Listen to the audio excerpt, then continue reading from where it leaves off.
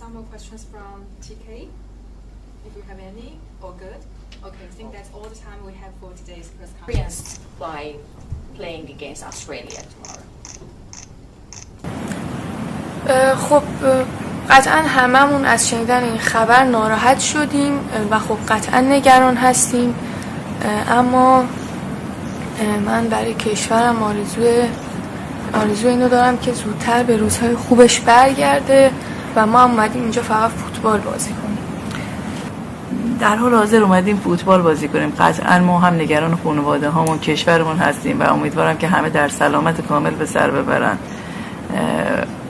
و هیچ کس دوست نداره جنگ و هیچ کس دوست نداره اتفاقات و قطعا ما همه نگرانی هایی داریم و همه نگران کشورمون هستیم و خانواده هامون و مردم کشور و همه کسایی که تو کشورمون هستن.